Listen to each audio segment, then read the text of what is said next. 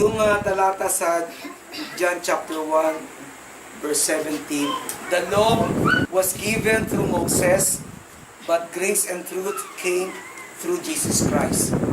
The law was given through Moses, but grace and truth came through Jesus Christ. Hindi natin si Chris. Si Chris ay tumatayong Moses. Okay.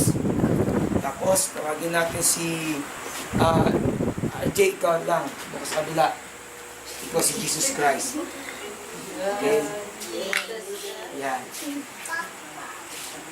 Yung talatang binasa ko po, para maintindihan natin lahat, lalagyan natin ng isang demonstration o kaya illustration para mas makuha natin ibig sabihin. Si Moses, siya po ay sa lumang tipan. No? Tapos, sabi ng Biblia, the law was given, ito yung law. The law was given, ito yung law, Ten Commandments. The law was given through Moses. Okay? So, ano dumating? Law. Hindi siya tao, Law, tablet. At sino ginamit? Si Moses. Samantalang, sabi sa next phrase, but grace and truth came Jesus Christ. Ngayon, Cleo, sama ako Cleo. Tapos si Maria. Si Cleo, ikaw Cleo. Si Cleo ay tumata yung grace. Ito ang truth. Ngayon, sabi ng Biblia, but grace and truth came. Yung grace at truth, wala kang makikita right? Samantalang yung law, may makikita ka. The tablets are visible, kita-kita. At yung visible na tablets, na Ten Commandments, ay ibinigay ng Diyos sa Israelita. Si Moses ang naging mediator between God na si Yahweh at si Moses, no? Para sa mga Israelita. Dumating ang batas. Samantalang grace and truth came, hindi mo makikita ang grace, hindi mo makikita ang truth, ang law kitang-kita, right? So, dumating ang grace at truth sa paanong paraan. Yan, dito ka, Jesus Christ. Yan, harap ka sa kanila.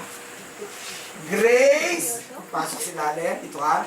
And truth, what you see is not the grace and truth. What you see is Jesus Christ, right? Yes. Samantalang sa law, ang kita natin is the tablet, stone, commandment, si Moses. Samantalang grace and truth, hindi kita, dahil ang grace and truth came through Jesus Christ. What we see visibly is the person of Christ, because the grace and truth is in the person of Christ. Amen. Grace is the teaching. Grace is the doctrine. Yes. Grace is the person of Christ. Amen. Kapag understanding natin, we don't treat grace as if it's a certain doctrine, a certain teaching. It is Christ Himself. Sabi ng John 1:17. Kaya pag nakita natin, every time we hear grace, we hear Christ. Every time we understand grace, we understand Christ. Isipin nyo, saan napabilang ang truth? Sa law or sa grace? Sa grace. Etong law, katotohanan, pero hindi siya nandito Wala sa law, nasa kay Kristo. Kasi ang law, hindi siya nagpapalaya. Ang trabaho ng law, sasabihin sa iyo ang tama at mali. Pero never kang palayain ng kautusan. Tama? Parang salamin. Pinapakita ng salamin kung ano ang marumi sa mukha natin, pero never mong ginamit ang salamin para pantanggal ng marumi sa mukha natin. Tama po ba? Amen. Tama? Yes. Amen. Hindi mo ginagamit ang salamin pantanggal ng marumi sa mukha mo. Ang salamin, pinapakita lang kung may dumi o wala ang mukha natin. Yun ang trabaho ng batas na kautusan.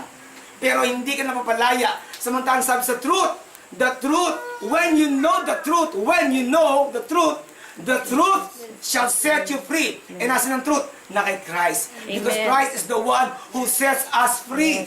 It's not the law that sets you free. It is the truth of Christ that sets us free. Amen. Okay? Ang truth at ang grace na kay Kristo. Now, ladies and gentlemen, you may take your seat now. Salamat. Maraming salamat sa participation. Introduction po yan. Okay. Bakit po ginamit ko sa birthday ni Jean? Ang pangalan ni Jean ay, si Mama nagiging pangalan. Ano pong pangalan ni Jean, Mama, Dad? Jean Grace. Jean Grace.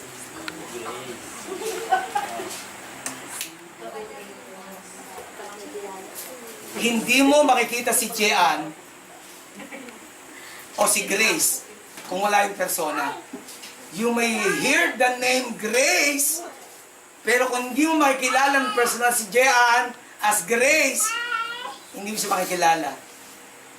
Pwede mong malaman ang pangalan ni Grace ni Jean, pero hanggat hindi mo siya personal na na-encounter, you don't know Grace. Because Grace is person. And I think the best message that I'd like to share with Jean for tonight, on her birthday, is to really realize that she is sent by God to spread grace, not the law, not the do's and don'ts. Amen. Alam nyo, nakakapagod kapag batas. Alam nyo ba na kailanman ang batas ay hindi pwedeng magiging sa atin? Sabi nga ni Romans chapter, last verse ko, gagamit ko Romans chapter 7, verse 6. Romans 7, verse 6. In the past, nakaraan daw, the law held us like prisoners. The law held us like prisoners. Tayo po ay ibinlaggo ng kautusan. Okay? But our old selves died. Our old selves died. Namatay ang dating pagkatao natin. Ang dating pagkatao natin is the spirit of Adam, the spirit of sin.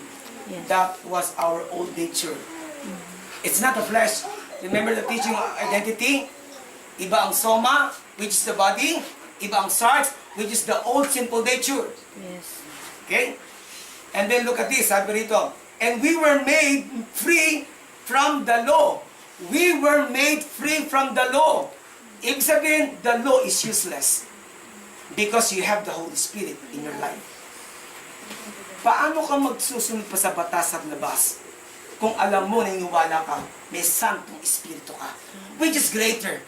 The law of Moses or the Holy Spirit living inside of you? You answer by yourself. Ano matindi? Ang kautusan na nakikita o yung Santong Espiritu na gumagabay sa atin kahit nag-iisa tayo? We should practice na kahit nasa dilim ang mga kabataan, teach every youth na we have the Holy Spirit. Kasi ang kasalanan, tinatago talaga yan.